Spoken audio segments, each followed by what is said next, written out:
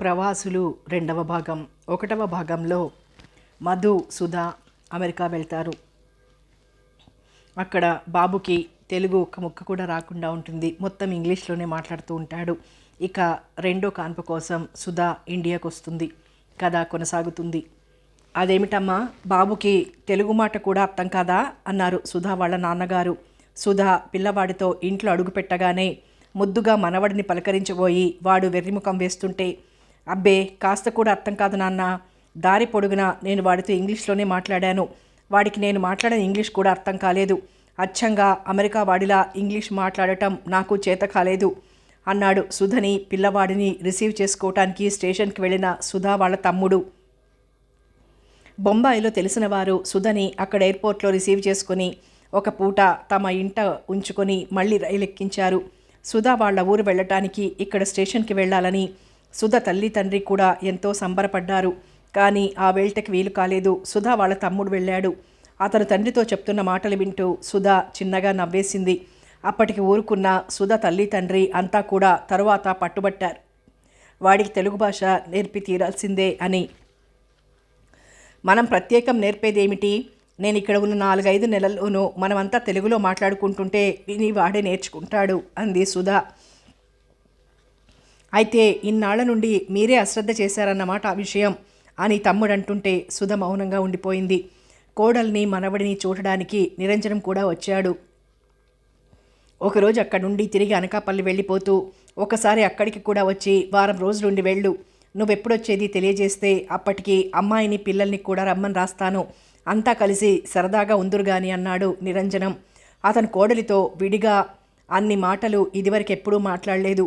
అసలు పిలవకపోతే బాగుండదని, అది కాకుండా కోడలు కూడా వచ్చి తన ఇంట 4 రోజులుంటే అదొక సందడిగా ఉంటుందని అనిపించింది అతనికి. ఇప్పుడు వీలు కాదేమో, ఎలాగూ మిమ్మల్ని చూశాను కదా, వసు వదినను కూడా ఇక్కడికే రమ్మని రాస్తాను, మరోసారి ఎప్పుడైనా వస్తాం అనకాపల్లి అనేసింది సుధా. నిరంజనం మరీ బలవంతం చేయలేదు. 2 నెలల తర్వాత సుధకి కూతురు పుట్టింది. మనవరాలికి 3 నెలలు నిండి మళ్ళీ కోడలు మనవలు స్టేట్స్కి వెళ్ళిపోతారనగా మరోసారి వచ్చాడు నిరంజనం. అంతేకాదు, కోడల్ని ఇబ్బంది పెట్టడం ఎందుకన్నట్లు వసంతని పిల్లల్ని అక్కడికే రమ్మని పిలిచాడు. ఇప్పుడు నన్ను పిల్లల్ని చూడాలని వదినేం కలవరించడం లేదు కదా, ఇప్పుడు మేము అక్కడికి వెళ్ళకపోతే ఏం అంది వసంత బిగువుగా. చూడాలని లేకపోవటం ఏమిటి, మన ఇంటికి రావటానికి వీలు కాలేదేమో, మనమైనా అక్కడ ఎన్నాళ్ళు ఉండబోతాం, ఒక్క పూట అంతే, నేను దగ్గరుండి నిన్ను పిల్లల్ని తీసుకువెళ్ళి మళ్ళీ తీసుకొచ్చి ఇక్కడ దిగబెడతాను అన్నాడు నిరంజనం. నిరంజన్ తరువాత వసంతకి మీనాక్షి పుట్టింది. ఆమెకి 2 పిల్లలు. తండ్రి మాటకి మరింక ఎదురు చెప్పటం మూర్ఖంగా ఉంటుందని ఊరుకుంది వసంత. ఒక పూట అంతా వెళ్ళి సుధని పిల్లల్ని చూసొచ్చారు. కూతురికి అర్చన అని పేరు పెట్టమని మధు అక్కడి నుంచే ఉత్తరం రాశాడు. ఆ పిల్లకి అదే పేరు స్థిరపడిపోయింది. తీరా సుధ ప్రయాణానికి అన్ని ఏర్పాట్లు చేసుకుంటుంటే సుధా వాళ్ళ నాన్నగారికి ఒక ఆలోచన వచ్చింది. మధు రీసెర్చి పూర్తి కావచ్చింది, అతను కూడా ఇక్కడికే వచ్చేస్తే ఇక్కడే ఏదైనా మంచి ఉద్యోగం దొరకొచ్చు, అసలు ఇప్పుడు కూతురు పిల్లలు అంత దూరం వెళ్ళటం అవసరమా అని ఆ మాటే కూతురుతో అన్నాడాయన. నిరంజనానికి కూడా అలాంటి ఊహ వచ్చినా అతను తన అభిప్రాయాలని ఎవరినెత్తినా రుద్దకూడదన్నట్లు మౌనంగానే ఉండిపోయాడు. సుధా ఇండియా వెళ్ళాక అక్కడి పెద్దలు అలాంటి సలహా కానీ ఆలోచన కానీ చెప్తారని అమెరికాలో ఉండగానే మధుకి సుధాకి అనిపించింది. అందుకే తగిన సమాధానం కూడా వాళ్ళు సిద్ధంగానే ఉంచుకున్నారు. అమెరికాలో అతని రీసెర్చి పూర్తవగానే దొరకటానికి సిద్ధంగా ఎన్నో ఉద్యోగాలు కాచుకుని ఉన్నాయి. అవన్నీ వదులుకొని ఇలాంటి సమయంలో స్వదేశానికి తిరిగి వెళ్ళిపోతే అక్కడ అతని టాలెంట్ గుర్తించి వెంటనే మంచి ఉద్యోగం ఇస్తాననేది అనుమానమే. అదేం లేకుండా ఏదో సాధారణమైన జాబ్తో సరిపెట్టుకునేటట్లయితే ఇంత డబ్బు ఖర్చు చేసుకుని ఇక్కడికి రావటం, 2 సంవత్సరాల కాలం ఇదంతా కష్టపడి చదవటం అంతా వృధాయే. అంతేకాదు, తనకు వచ్చిన స్టైఫండు, సుధా సంపాదన అంతా ఇప్పటిదాకా ఖర్చు అయిపోతూనే వచ్చింది, కానీ తాను నిలవేసింది ఏమీ లేదు. అంతేకాదు, ఇప్పటిదాకా తండ్రి దగ్గర 20,000 రూపాయలు తీసుకున్నాడు. ఒకవేళ సుధా తిరిగి రాకపోతే అందులో కొంత డబ్బు ఆదా అవుతుందనుకున్నా అది తాను ఇండియా వెళ్ళటానికి ఖర్చు చేసేయాలి. ఎలా చూసినా 20,000 రూపాయలు తండ్రి డబ్బు తాను వాడుకున్నట్లే. ఒకవేళ అది ఆయనకి వెనక్కి తీసుకోకపోయినా ఈ అమెరికాలో తాను గడించిన దానిలో కనీసం 20,000 రూపాయలు నిలవ చేసి తండ్రికి చూపిస్తేనే కానీ తనకి తృప్తి ఉండదు. ఇక వీటన్నింటినీ మించి బొంబాయిలో కంపెనీ జాబ్లో అతనికి అయిన అనుభవం ఇంకా తడి అయినా ఆరనట్టే ఉంది. ఇక్కడ కొన్నాళ్ళైనా ఉద్యోగం చేసి ఆ సరదా తీర్చుకోకుండా స్వదేశానికి వెళ్ళిపోవాలని, మళ్ళీ అలాంటి పరిస్థితులలో చిక్కుకోవాలని అతనికి ఎంత మాత్రం లేదు. ఒకవేళ సుధా వాళ్ళ నాన్నగారు కానీ ఆ విషయం ప్రస్తావిస్తే ఈ సమాధానం చెప్పమని సుధకి చెప్పే పంపించాడు. సుధ చెప్పింది విన్నాక అది సబబుగానే ఉందనిపించింది. ఆమె తల్లిదండ్రులకు, నిరంజనానికి కూడా కొడుకు ఆలోచన బాగానే ఉందనిపించింది. అనుకున్నట్లుగానే పిల్లల్ని తీసుకుని సుధ వెళ్ళిపోయింది. ఆ తరువాత కొద్ది రోజుల్లోనే మధుకి డాక్టరేట్ రావటం, ఆ తర్వాత అక్కడే ఉద్యోగం దొరకటం జరిగిపోయాయి. ఆ కుటుంబం అమెరికా వచ్చి 7 సంవత్సరాలు గడిచిపోయాయి. మధ్యలో అర్చన పుట్టినప్పుడు సుధ ఒకసారి వెళ్ళొచ్చినా మధు అసలు ఇంతవరకు మళ్ళీ ఇండియా వెళ్ళలేదు. ఒక్కసారి వెళ్ళి తండ్రిని, చెల్లెల్ని, పిల్లల్ని చూసి రావాలనిపించింది అతనికి. సుధ కూడా తల్లి వాళ్ళని చూసి 5 సంవత్సరాలు కావస్తోందని, ఎప్పుడెప్పుడు వెళ్ళి చూసొద్దామా అని ఆరాటపడుతోంది. 7 సంవత్సరాల తర్వాత కొడుకు, కోడలు, మనవలు తనని చూడటానికి వస్తున్నారని తెలిసి నిరంజనం పొందిన ఆనందం అంతా ఇంతా కాదు. మనవడు గిరీష్ని 2 ఏళ్ల పిల్లవాడుగా ఉన్నప్పుడు తాను చూశాడు. వాడిప్పుడు 7 ఏళ్లవాడు. వాడిక్కడికి వచ్చినప్పుడు నేర్చుకున్న తెలుగు కాస్త మర్చిపోయాడో ఏమో. వాళ్ళమ్మ నాన్న కనీసం ఇంట్లో అయినా వాడితో తెలుగులో మాట్లాడుతుంటే బాగుంటుంది.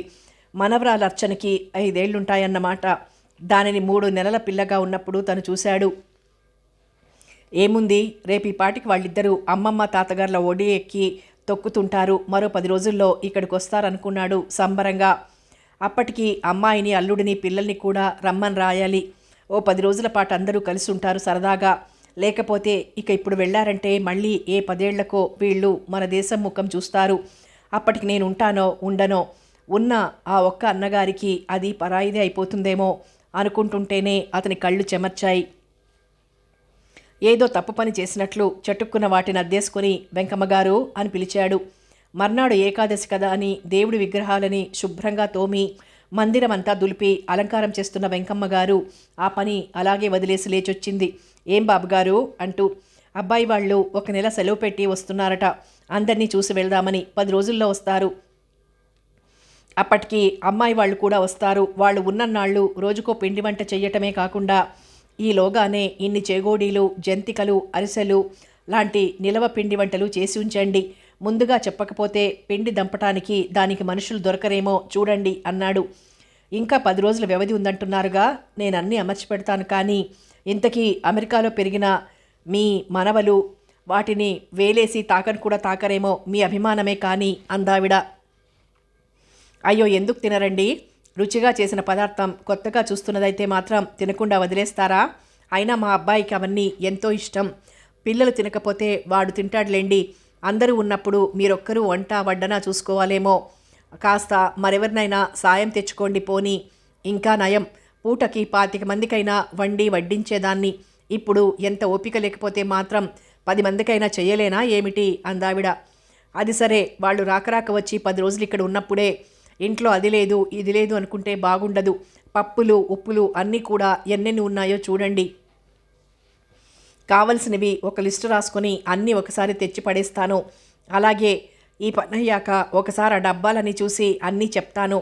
ఎలాగైనా కావాల్సి ఉంటుందిలేండి. పెద్ద పిన్న కలిపి 10 మంది అవుతాం కదా అంటూ గబగబా మందిరం అలంకారంలో మునిగిపోయిందావిడ. నిరంజనం ఉంటున్నది ఒక ఇంట్లో 3 గదుల వాటా. మిగతా అంత ఇంటిలోనూ ఇంటివారే ఉంటున్నారు. ఓ చివరగా ఉన్న 3 గదులు అతనికిచ్చి, వసంత ఎన్నిసార్లు వచ్చినా ఆ పిల్ల 2 పొడుళ్ళు పుణ్యాలు అయినా, అల్లుడు కూడా వచ్చినా నిరంజనానికి ఆ ఇల్లు ఇరుకుగా కానీ ఇబ్బందిగా కానీ అనిపించలేదు.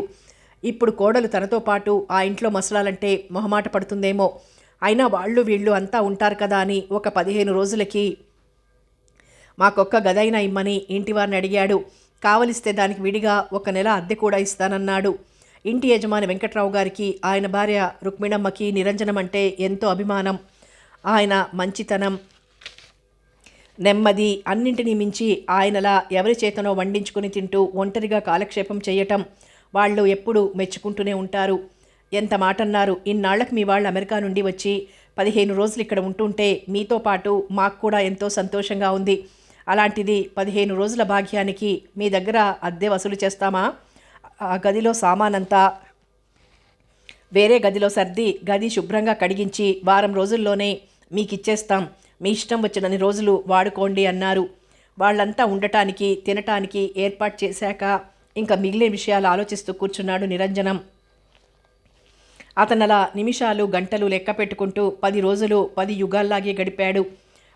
బండి దిగి లోపలికి వస్తూనే పిల్లలిద్దరూ ఒక్కసారి ఇల్లంతా కలియ తిరిగేశారు. వాళ్ళకి ఆ ఇల్లు, అందులో ఉన్న సామాను, అది సర్ది ఉంచిన పద్ధతి ఏవీ కూడా నచ్చలేదు. అమ్మమ్మ గారి ఊరే ఇంకా బాగుంది అనుకున్నారు. సుధా, మధు మాత్రం నిరంజనాన్ని, వసంతని ఆదరంగా పలకరించి వాళ్లతో కబుర్లలో మునిగిపోయారు. ఒకసారి పలకరింపులు అవి అయ్యాక ఇక పెద్దవాళ్ల దగ్గర ఉండటం ఇష్టం లేని వారిలా పిల్లలు ముగ్గురు కబుర్లు చెప్పుకుంటూ తిన్నగా పెరట్లోకి వెళ్లారు. అక్కడ ఒక పాకలో ఆవులు, వాటి తాలూకా దూడలు కట్టేసున్నాయి.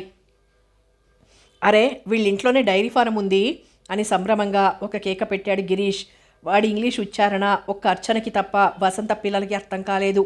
వాళ్ళు తెల్లబోయి చూస్తుంటే మళ్ళీ గిరీష్, అర్చన ఇద్దరూ కలిసి తప్పుల తడక లాంటి తెలుగు భాషలో ఆ విషయం వాళ్ళకి అర్థమయ్యేలా చెప్పారు. దీనిని డైరీ ఫారం అంటారా అన్నాడు వసంత కొడుకు నిరంజన్. ఇది చిన్నదనుకో, అయినా ఇలా దూడలు ఆవులు ఉండేదాన్ని మీరేమంటారు అన్నాడు గిరీష్. వాళ్ళు అమెరికాలో వందల సంఖ్యలో ఆవులుండే డైరీ ఫారం చూశారే కానీ ఇళ్లల్లో ఆవులని చూడలేదు. ఆ తాతగారింట్లో కూడా ఆవులు లేవు, పాలు కొనుక్కునేవారు. అందుచేతనే అక్కడ ఆవులను చూడగానే దానిని డైరీ ఫారం అనబుద్ధి వేసింది వాడికి. వాళ్ళ అజ్ఞానానికి వసంత పిల్లలు నిరంజన్, మీనాక్షి పకపక నవ్వారు. గిరీష్, అర్చన ఉడుకుమొత్తనంతో ముఖాలు మార్చుకొని నిరంజన్ వాళ్ళ ఇంగ్లీష్ భాషని వెక్కిరించారు. మరేమానాలో తెలియక వాళ్ళు బండి దిగిరాగానే ఒకసారి అలవాటుగా అందరితో ఇంగ్లీష్లో మాట్లాడాలని ప్రయత్నించడం. వాళ్ళు అడిగిన దానికి అందరూ తోచిన సమాధానాలు చెప్పాక, ఒరే, మీతో సమంగా ఇంగ్లీష్ మాట్లాడగలిగేవారు ఇక్కడెవరూ లేరు కానీ తెలుగులో మాట్లాడండి అని నిరంజన్ మనవల్ని అనటం అంతా సరదాగా నవ్వుకోవటం అయిపోయింది. వాళ్ళు వెక్కిరిస్తుంటే విని ఊరుకోవటానికి చిన్న నిరంజన్, మీనాక్షి ఏనా అంత పౌరుషం లేని వాళ్ళు? నీ ఇంగ్లీషు ఎవడికి కావాలోయ్? మన మాతృభాష తెలుగులో పట్టుమని 10 వాక్యాలు తప్పులు లేకుండా మాట్లాడలేరు కానీ మాకు ఇంగ్లీష్ రాదని వెక్కిరిస్తున్నారు అన్నాడు. వాడు స్కూల్లో 3వ తరగతి చదువుతున్నాడు. దాంతో మాట పెరిగింది. అది చూసి చప్పున వసంత, మధు వాళ్ళ దగ్గరికి వెళ్ళి, రాగానే ఇలా పోట్లాటలు మొదలుపెట్టారేమిటి, తప్పు కాదు అంటూ ఎవరి పిల్లల్ని వారు చివాట్లు పెట్టి లోపలికి తీసుకువెళ్లారు. ఆ తర్వాత నిరంజనం నలుగురు మనవల్ని దగ్గర కూర్చోబెట్టుకుని కబుర్లు చెప్తూ వాళ్ళిక్కడ ఉన్నన్నాళ్ళు వసంత పిల్లలు మధు పిల్లలకి చక్కటి తెలుగు భాష ఉచ్చారణ నేర్పేట్లు, మధు పిల్లలు వసంత పిల్లలకి ఇంగ్లీషు చకచకా మాట్లాడటం నేర్పేట్లు ఒప్పందం కుదిర్చాడు. పిల్లలు సాధారణంగా ఒకరితో ఒకరు కలిసిపోతారు త్వరగా. ఒకవేళ ఏదైనా పోట్లాట వచ్చినా పెద్దవాళ్లల్లా అదే మనసులో పెట్టుకొని కూర్చోకుండా అదంతా మర్చిపోయి మళ్ళీ స్నేహితులైపోతారు. మధ్యాహ్నం పెద్దలంతా విశ్రాంతి తీసుకుంటున్న సమయం. పిల్లలు నలుగురు చేరి మధ్యగదిలో ఆడుకుంటున్నారు. వసంత పిల్లల కోసం మధు అమెరికా నుండి తెచ్చిన ఆట వస్తువులతో పాటు వాళ్ళు అది వరకు ఇక్కడ కొనుక్కున్నవి అవి అన్నీ కలిపి ఆడుతున్నారు. ఇంతలో చటుక్కున గిరీష్ ఏదో గుర్తొచ్చినట్లే వంటగదిలోకి పరుగు పెట్టాడు. ఉదయం భోజనం చేసినప్పుడు వాడు అక్కడ ఒక పీట మీద చూశాడు ఏవేవో చిన్న చిన్న బొమ్మలు, ఫోటోలు, వాటి మీద అందంగా పువ్వులు అవిను. అందుకే గబగబా వెళ్ళి ఆడుకోవటానికని అక్కడ ఉన్న వాటిలో చక్కగా ముద్దులు మూటగడుతున్నట్లున్న వెండి వినాయకుడి విగ్రహం, లక్ష్మీ ఫోటో తీసుకొచ్చాడు. అవి చూస్తూనే చిన్న నిరంజన్, మీనాక్షి కెవ్వమన్నారు. దేవుడి మందిరం ముట్టేసుకున్నావా? అది తాతగారు మడిగట్టుకుని పూజ చేసుకునే దేవుళ్ళు అన్నాడు చిన్న నిరంజన్.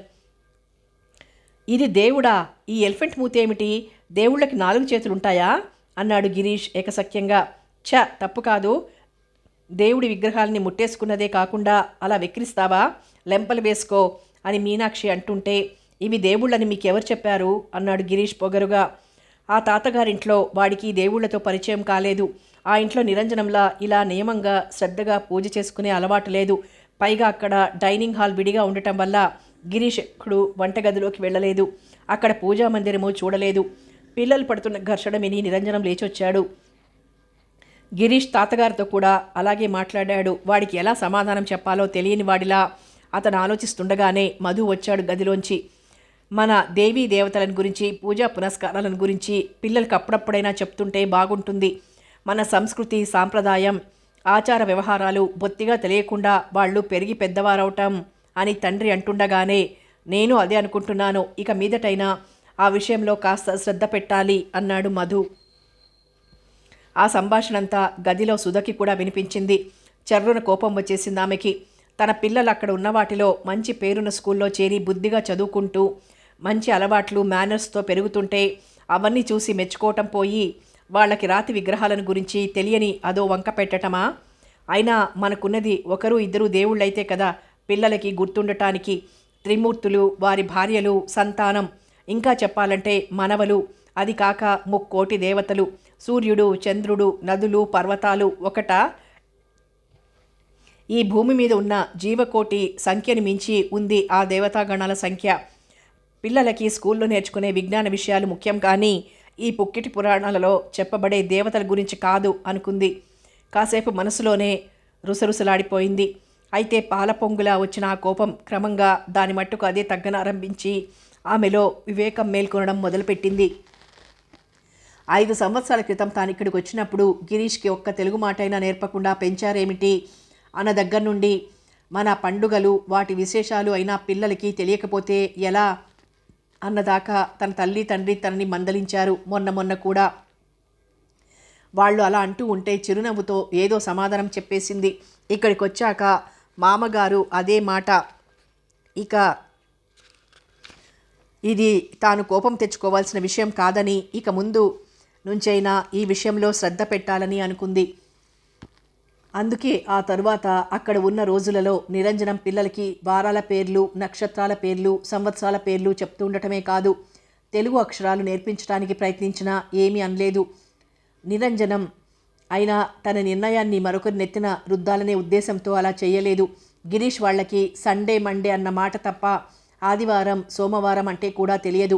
వాళ్ళ అజ్ఞానాన్ని చూసి చిన్న నిరంజన్, మీనాక్షి నవ్వుతుంటే రోషం వచ్చి వాళ్లే తాతగారిని అడిగారు తమకి నేర్పమని.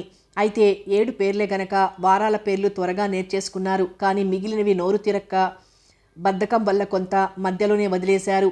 ఆ చదువు ఆరంభ శూరత్వం అన్నట్లే అంతమైపోయింది. ఇంతలోనే మళ్ళీ వాళ్ళ ప్రయాణము వచ్చింది. ఇంకా ఎన్నాళ్ళ అమెరికాలో ఉంటారు అని అడగాలనిపించి సుధా తల్లి తండ్రి ఊరుకున్నారు. ప్రతిసారి అలా అడగటం వాళ్ళకి ఎలాగో అనిపించింది. అయినా అక్కడ తాము గడుపుతున్న జీవితం, పదవి, ఉద్యోగం, సౌకర్యాలు అన్నింటిని గురించి సుధా అంత ఉత్సాహంగా చెప్తుంటే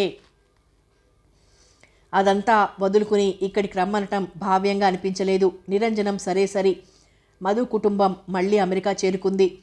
సాధారణంగా అమెరికా ప్రజలు జీవితం అనుభవించటానికి, ఆనందించటానికి అనుకుంటారు. ఏ పని చేయకుండానే తరతరాల వరకు గడిచిపోతుంది అనే భాగ్యవంతులే కాకుండా సామాన్య ప్రజలు కూడా తమకున్నంతలో లైఫ్ ఎంజాయ్ చేయాలనుకుంటారు. వారంలో 5 రోజులు కష్టపడి పనిచేస్తారు. ఆ మిగిలిన 2 రోజులు అంటే శని ఆదివారాలు విడిగా సెలవు రోజులుగా ఎంజాయ్ చేస్తారు. పిక్నిక్లని, లేకపోతే వీకెండ్స్కి విలేజ్ ఫారమ్స్కి వెళ్ళటం అని, ఇలాగే ఏదో ఆ 2 రోజులకి సరిపడా ప్రోగ్రాం పెట్టుకుని డబ్బు ఖర్చుకి వెనుక తీయకుండా సరదాగా గడిపొస్తారు. ఇండియన్స్ అక్కడికి చదువు కోసం వెళ్ళిన వారైనా, ఉద్యోగం కోసం వెళ్ళిన వారైనా మన దేశంలో ఎంత భాగ్యవంతులైనప్పటికీ ఇక్కడ డబ్బు తీసుకుని వెళ్ళి అక్కడ ఖర్చు చేసుకోవాలనుకోరు. ఇంటి నుండి డబ్బు తెప్పించుకొని స్వంత ఖర్చుతో అక్కడ చదువుకునే వాళ్ళు అక్కడ ఉంటారు. కానీ అధిక శాతం అక్కడ దొరికే స్కాలర్షిప్తోనో స్టైఫండ్తోనో చదువుకోవటమో, లేకపోతే పార్ట్ టైం జాబ్ చేయటానికి పర్మిషన్ సంపాదించుకొని అలా ఉద్యోగం చేసి సంపాదించిన దాంతో చదువుకోవటమో చేస్తుంటారు. ఇక అక్కడ ఉద్యోగం కోసం వెళ్ళి వారు అక్కడున్న కాలంలో సాధ్యమైనంత ఎక్కువగా సంపాదించి వీలైతే అందులో కొంతైనా నిల్వ చేసుకుని ఇండియాకి తిరిగి వచ్చేటప్పుడు తెచ్చుకోవాలనుకుంటారే కానీ అక్కడ ఉద్యోగం చేసి సంపాదించిందే కాకుండా ఇక్కడి నుండి కూడా తీసుకువెళ్ళి అక్కడ జల్సాగా ఖర్చు చేయాలని అనుకోరు. ఎంత భాగ్యవంతులైనా సరే. అందుచేతనే అక్కడ మనవారు ఉన్నంతలోనే క్లుప్తంగా ఖర్చు చేసుకుంటారు. అంతేకాదు ప్రతి వీకెండు వెళ్ళి చూడటానికి, ఎంజాయ్ చేయటానికి ఏముంటుందిలే, అయినా ఈ విలాసాలకి అంతెక్కడ అన్నట్లు వీకెండ్స్ ప్రోగ్రాములు పెట్టుకోక ఊరికే ఇంట్లో కూర్చొని ఏం చేస్తాంలే అన్నట్లు ఆ 2 రోజులు కూడా పనిలోకి వెళ్తారు. ఒకవేళ వాళ్ళు రెగ్యులర్గా ఉద్యోగం చేసే సంస్థకి అప్పుడు సెలవైతే మరెక్కడైనా చేస్తారు. అది సెలవు రోజులు కావటం వల్ల అప్పుడు ఎవరైనా పని చేస్తే వాళ్ళకి ఆ 2 రోజులకి రెట్టింపు జీతం దొరుకుతుంది. అదొక అదనపు ఆదాయం అన్నమాట. డబ్బు సేవ్ చేయదలుచుకున్న వారికి మంచి అవకాశం. మధు రీసెర్చ్ అయిపోయి అతను అక్కడ ఉద్యోగంలో చేరాక అతను సుధా కూడా సాధారణంగా ఇలాగే వీకెండ్స్ కూడా పనిచేసేవారు. ఇద్దరు పిల్లలతో అక్కడి కాస్ట్ ఆఫ్ లివింగ్కి తట్టుకోవాలనే కాకుండా స్వంతానికి ఒక ఇల్లు, కారు లాంటివన్నీ కొనుక్కోవాలని, ఇంకా సాధ్యమైతే బ్యాంకులో నిల్వ వేసుకోవాలని వారికి ఉండేది. అమెరికాలోనే స్థిరపడిపోయి అమెరికా పౌరసత్వం తీసుకోవాలనే విషయమై మధుకి కానీ సుధకి కానీ అంతవరకు ఒక నిశ్చితమైన అభిప్రాయం కలగలేదు. అతని డాక్టరేట్ అయిపోయి అతనికి ఉద్యోగం దొరికిన రోజున సుధకైతే గట్టిగా అనిపించింది, ఇంతటి భాగ్యవంతమైన దేశంలో ఇన్ని అవకాశాలు, ఇంత సౌఖ్యం అన్నీ వదులుకుని మన దేశానికి వెళ్ళి చేసేది మాత్రం ఏముంది, ఇక్కడే స్థిరపడిపోతే బాగుంటుంది అని. ఆ మాటే మధుతో చెప్పినప్పుడు మాత్రం అతను పూర్తిగా ఆమెతో ఏకీభవించలేకపోయాడు. అసలు అతని మనసులో ఉన్నదేమిటో అతనికి అర్థం కానట్లుగా ఉండేది. అందుచేతనే అప్పుడే ఏ నిర్ణయానికి రాకుండా వీసా కాల పరిమితి తీరిపోగానే మళ్ళీ ఫ్రెష్ వీసాకి అప్లై చేస్తూ దాన్నే ఎక్స్టెండ్ చేస్తూ గడుపుతున్నాడే కానీ అక్కడ ఇమిగ్రేషన్కి అతను ప్రయత్నించలేదు. ఇద్దరి సంపాదనతో పొదుపుగా కాలక్షేపం చేస్తూ వీలైనంతగా సేవ్ చేస్తూ వాళ్ళు కొన్ని సంవత్సరాలు హాయిగానే ఉన్నారు. కానీ పిల్లలు పెద్దవాళ్ళు అవుతున్న కొద్దీ వాళ్ళకి తల్లిదండ్రుల ఈ పద్ధతులు నచ్చేవి కావు. వాళ్ళు పుట్టింది అక్కడ కాకపోయినా పసితనం నుండే పెరిగింది అక్కడే. మరీ చిన్నతనంలో చిల్డ్రన్స్ హోమ్ నుండి ఈనాటి స్కూల్ చదువుదాకా వాళ్ళు అక్కడ పిల్లలతో పాటే కలిసున్నారు. సహజంగానే వారికి ఆ పిల్లల మాటలు, దర్జాలు, సరదాలు అన్నీ వంటబట్టాయి. ఊహ తెలిసిన దగ్గర నుండి వారికి తాము ఆ అమెరికన్ పిల్లలంత ఆడంబరంగా ఆనందంగా బ్రతకటం లేదు అనే ఒక కాంప్లెక్స్ బయలుదేరసాగింది. అయితే అంత చిన్న వయసులో తల్లిదండ్రులతో ఆ విషయమై వాదించలేకపోయినా తమ క్లాస్ పిల్లలు వేసుకునే బట్టలు బాగున్నాయనో, వాళ్ళు ప్రతి వీకెండ్కి పిక్నిక్కి వెళ్తున్నారు కాబట్టి మనము వెళ్దామనో పేచీ మొదలుపెట్టేవారు. చిన్న పిల్లల్ని ఎలాగో సముదాయించి, లేకపోతే ఒక్కోసారి వారు అడిగినవిచ్చి ఎలాగో కొన్నాళ్ళు కాలక్షేపం చేశారు వాళ్ళు. కానీ కాస్త పెద్దయ్యాక ఇంకా వాళ్ళు ఊరుకోలేదు సరికదా, స్పష్టంగా ప్రతిఘటించడం మొదలుపెట్టారు. మా క్లాస్లో పిల్లలు ఏమంటున్నారో తెలుసునా, ఇండియన్స్ మరీ స్టింజీ, పిసినారు వాళ్ళట, వాళ్ళకి లైఫ్ ఎంజాయ్ చేయటం అంటే ఏమిటో తెలియదట అని గిరీష్ అంటే, వీకెండ్స్కి పిక్నిక్కి వెళ్తే డబ్బు ఖర్చని, మీరేం ప్రోగ్రాంలు పెట్టుకోరు, పైగా ఓవర్ టైం డబుల్ వేజెస్ వస్తాయి కదా అని. కాస్తైనా విశ్రాంతి లేకుండా వారంలో 7 రోజులు పనిచేస్తారట మీరు. ఇంత చేసి పిల్లలకి సరిగ్గా పాకెట్ మనీ అయినా ఇవ్వరట మీరు. వాళ్ళు అన్నారని ఉడుక్కోవటం ఎందుకు, మా ఫ్రెండ్స్ తెచ్చుకునే పాకెట్ మనీలో 4వ వంతు కూడా ఉండదు మీరు మాకిచ్చే డబ్బు అనేది అర్చన. తెలుగులో మాట్లాడటం కొద్దిగా వచ్చినా ఇలా ఏదైనా విషయం చెప్పాలన్నా, ఎమోషనల్గా ఎఫెక్టివ్గా మాట్లాడాలన్నా వాళ్ళు ఇంగ్లీష్లోనే మాట్లాడతారు. అలాంటి సమయంలో మధు, సుధా కూడా ఇంగ్లీష్లోనే మాట్లాడతారు. పిల్లలు అలా దుయ్యబట్టేసరికి వాళ్ళిద్దరూ తమ మామూలు ధోరణిలోనే ఏదో నచ్చజెప్పబోయారు. అయితే ఇప్పుడు వాళ్ళు అలా వినే వయస్సు దాటిపోయింది. ఏ విషయం మీదనైనా తల్లిదండ్రుల కంటే బాగా మాట్లాడగలగటం, ఆర్గ్యూ చేయటం, వాళ్ళని ఒప్పించటం అలవాటైపోయింది. ఇంకా గట్టిగా మాట్లాడితే తండ్రి మరీ లోభత్వంలో ఖర్చుకి వెనుతీస్తున్నాడని, దాంతో తమకి స్నేహితులలో చాలా అవమానంగా ఉంటుందని ఏడవటం మొదలుపెట్టేవారు. ఇక వాళ్ళని కాదనే సాహసం మధుకి లేకపోయింది. పిల్లల సరదాలను కూడా కాదని తాను సేవ్ చేసి ఏం చేస్తామన్నట్లు వాళ్ళు అడిగినంత పాకెట్ మనీ ఇవ్వసాగే. తమ్ముడి పెళ్లి వార్త విని సుధా ఎంతో పొంగిపోయింది. ఇంకా నెలపైనే ఉంది కనుక తప్పకుండా అంతా వెళ్ళి రావాలి అనుకుంది సుధా. పిల్లలు రాగానే ఆ మాటే చెప్పింది. ఇంతమంది ఇండియాకి వెళ్ళి రావాలంటే ఎంత అవుతుందో ఆలోచించు అన్నాడు అతను. భార్యకి డబ్బు విలువ ఎప్పటికి తెలిసొస్తుందో అనుకుంటూ. మనం క్రితంసారి ఎప్పుడు వెళ్ళామో గుర్తుందా, సరిగ్గా 7 సంవత్సరాలైంది అంది సుధా. ఈ మగవారికి ఎంతసేపు లెక్క పెట్టుకోవటం, అది మూట కట్టుకొని దాచుకోవటం తప్ప ప్రేమలు, అభిమానాలు, తల్లి తోడు అనే ఆప్యాయతలు తెలియవు అనుకుంటూ. నేను కాదనటం లేదు, మనం ఇద్దరం కష్టపడి సంపాదించినా వచ్చిందంతా ఖర్చులకే సరిపోతుంది కదా, ఏ కాస్తో మిగిలింది అంటే అది మనమంతా ఒక్కసారి మన దేశానికి వెళ్ళి రావటానికే సరిపోతుంటే ఎలా అన్నాడు. అలా మాట్లాడవలసి రావటం అతనికి బాధగానే ఉంది.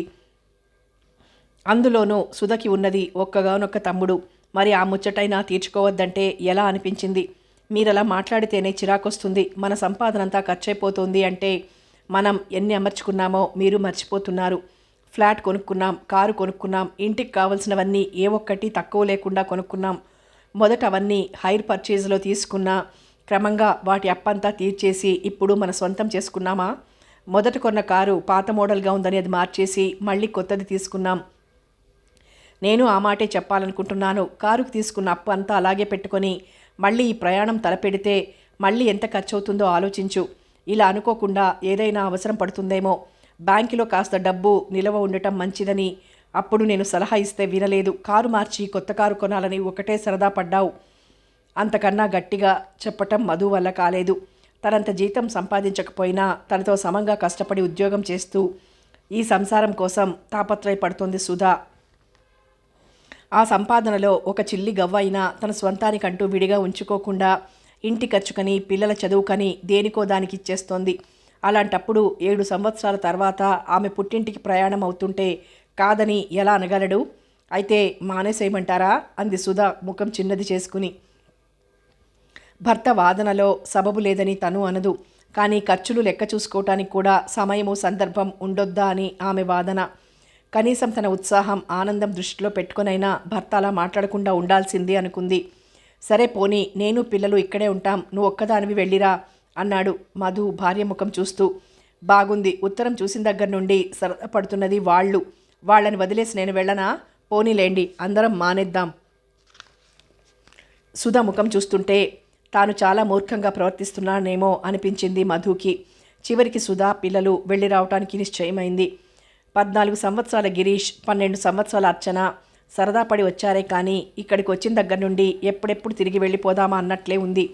వచ్చిన దగ్గర నుండి బోర్ అంటూ ఒకటే గొడవ. పెళ్ళికి ఇంకా 10 రోజుల టైం ఉంది కదా, ఈలోగా మామగారిని ఆడపడుచుని చూసొస్తే పిల్లలకి కాస్త కాలక్షేపంగా ఉంటుంది. అక్కడి నుంచి తిరిగి వచ్చేసరికి చుట్టాలు 4 వస్తే ఇక్కడ సందడిగా ఉంటుందనుకుంది సుధా. తనంతట తను గడపలోకి వచ్చిన వదినగారిని పిల్లల్ని చూసి వసంత చాలా సంతోషించింది.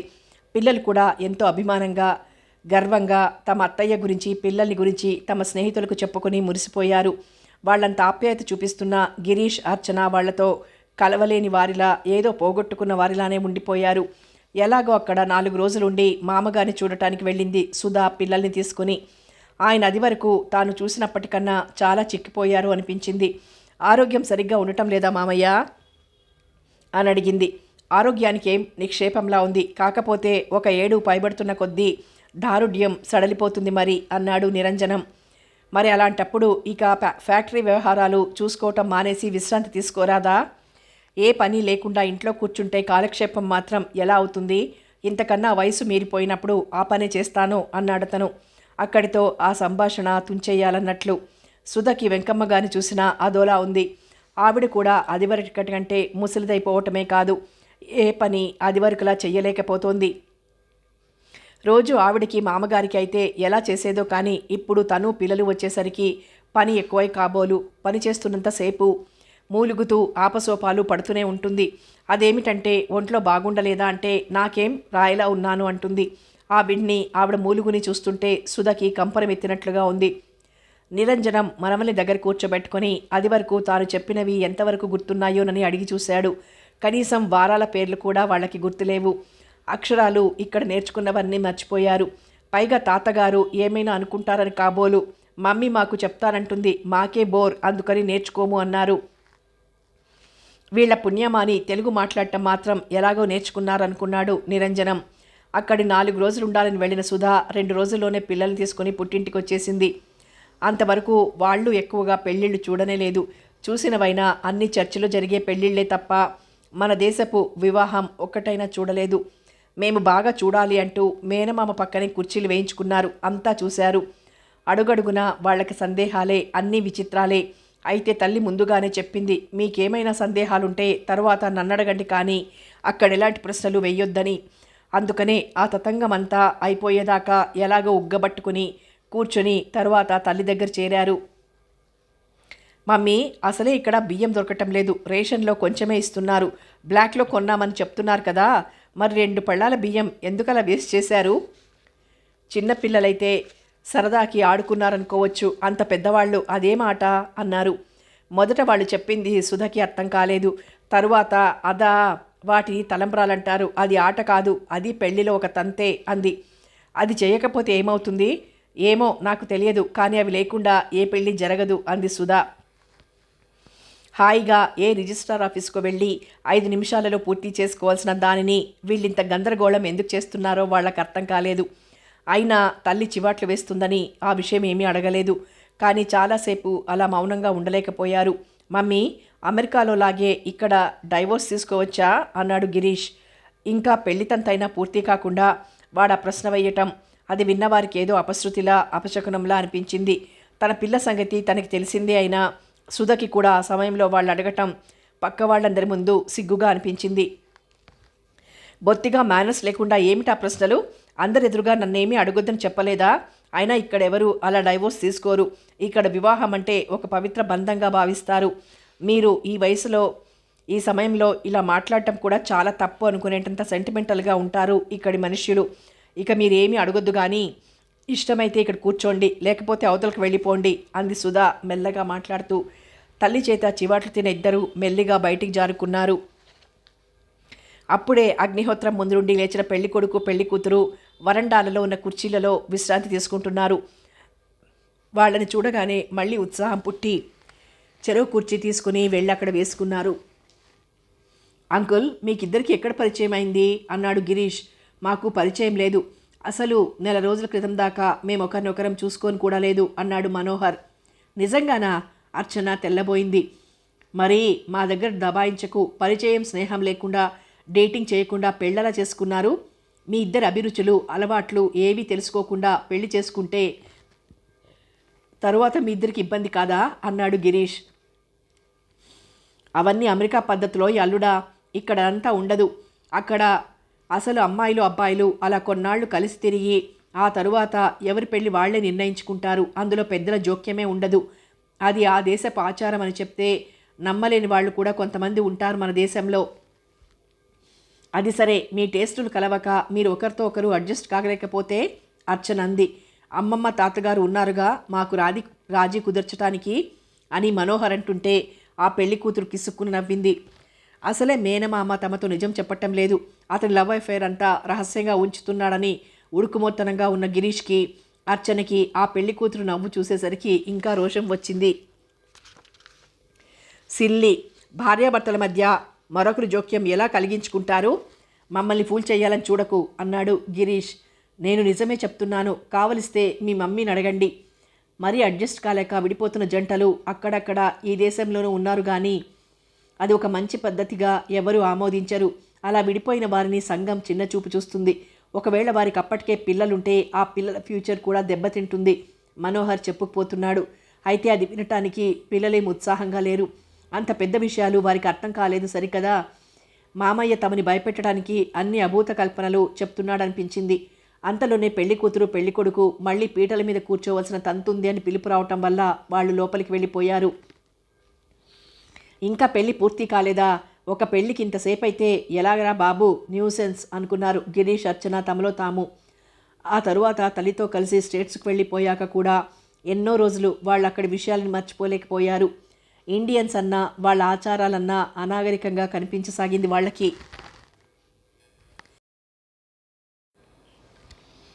తల్లికి సీరియస్గా ఉంది అన్న వార్త వినగానే సుధకి కాళ్ళు చేతులు ఆడలేదు. ఎంత త్వరగా వెళ్ళి ఆమె ముందు వాలుదామా అన్నంత ఆతృతగా ఉంది. పిల్లలకి సరిగ్గా అప్పుడు పరీక్ష రోజులు. వాళ్ళకి రావటానికి వీలవుతుందా కాదా అని సుధ ఆలోచిస్తుండగా వాళ్లే అన్నారు తాము రామని.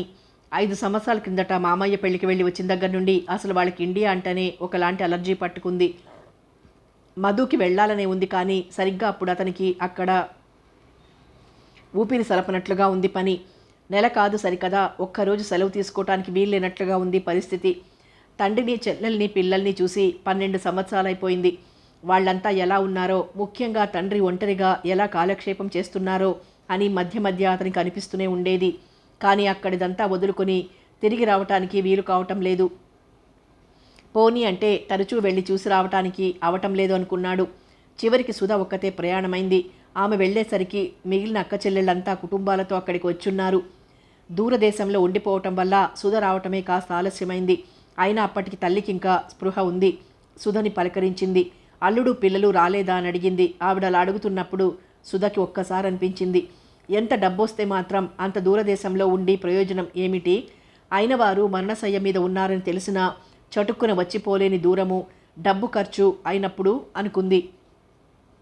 సుధని చూడటం కోసమే ప్రాణాలు నిలుపుకుని ఉన్నట్లు ఆవిడ ఆ ఒక్కరోజు ఉండి మర్నాడే పోయింది. వెంటనే మధుకి కేబుల్ చేశారు. అతను వస్తాడని, కాకపోయినా విషయం తెలియచేయటం తమ విధి అన్నట్లు.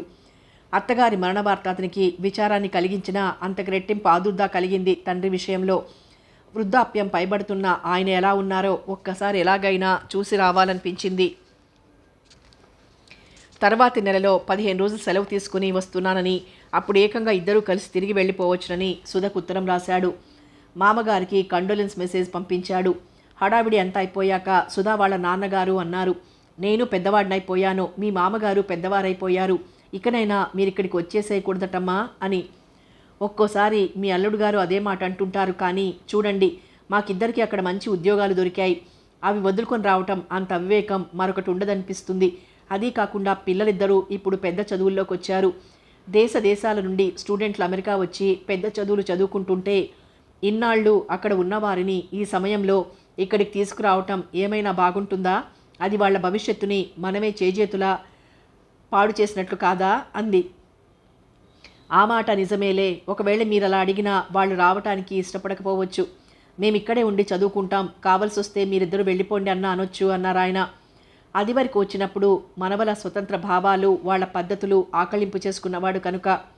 అంతే మరి, మేమిద్దరం అక్కడ సంపాదిస్తున్నాం కనుక ఆ ఖర్చులకి ఆగగలుగుతున్నాం. ఇక్కడికి రావటం అంటూ జరిగితే డబ్బు పంపించి పిల్లల్ని అక్కడ చదివించడం ఎంత కష్టమో ఆలోచించండి. అందుకే వాళ్ళ చదువులు పూర్తయ్యేదాకానైనా అక్కడ ఉండాలి. అంతా మీరు ఇక్కడికి రావాలనుకునేసరికి వాళ్ళు అక్కడి వాళ్ళనే పెళ్లి చేసుకుని అక్కడే స్థిరపడిపోతామంటారేమో అనాలని ఆయన నోటి చివరిదాకా వచ్చింది. కానీ అనగల సాహసం కలగలేదు. ఆయనకి తెలుసు, ప్రతి తల్లి తండ్రి కూడా తమ బిడ్డలు పెరిగి ప్రయోజకులు అవ్వాలని ఒక్కటే కాదు, ఒక ఇంటి వారై పిల్లా పాపలతో కళకళలాడుతూ తమ వంశగౌరవాన్ని ప్రతిష్టని ఇనుమడింపచేయాలని, తమ సాంప్రదాయాల్ని నిలుపుకుంటూ రావాలని కోరుకుంటారని. అయితే ఇప్పుడు మారుతున్న కాలంతో పాటు కొన్ని పద్ధతులు కట్టుబాట్లు రవంత సడలుతున్నా పూర్తిగా సాంప్రదాయాన్ని ఎవరూ విస్మరించలేదు. మన దేశంలోనే మన మతంలోనే అన్య కులస్తుల్ని వివాహం చేసుకోవాలని ఎవరైనా అనుకుంటే ఆ ఇంటి పెద్దలు ఎంత గొడవ చేస్తారో, ఎన్ని అభ్యంతరాలు చెప్తారో ఆయనకి తెలుసు. అలాంటిది పిల్లలిద్దరూ కూడా ఆ దేశం వాళ్ళని పెళ్లి చేసుకుంటామంటే సుధకి మధుకి ఎంత బాధగా ఉంటుందో ఆయన ఊహించుకోగలరు. ఇంతవరకు పిల్లల ప్రవర్తన పట్ల నమ్మకంతో వాళ్ళు మన సంస్కృతిని దాటి బయటికి వెళ్లరు అన్న ధైర్యంతో నిబ్బరంగా బ్రతుకుతున్న వీళ్ళకి నేను లేనిపోని దిగులు కలిగించడం ఎందుకు? అంతగా అలాంటి పరిస్థితి ఎదురైతే అప్పుడే ఆలోచించవచ్చు అనుకున్నారు. కానీ ఒక్క మాట మాత్రం అనకుండా ఉండలేకపోయారు.